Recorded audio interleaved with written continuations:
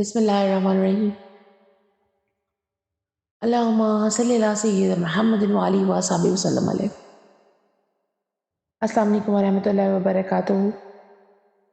سورۃ الکہف میں اللہ تبارک و تعالیٰ فرماتے ہیں مال اور اولاد تو صرف دنیاوی زندگی کی زینت ہے اور یقین اور حقیقت میں باقی رہنے والی تو نیکیاں ہیں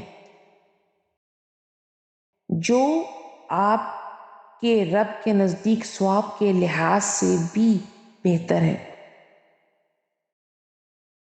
اور آرزو کے لحاظ سے بھی خوب تر ہے۔ سبحان اللہ۔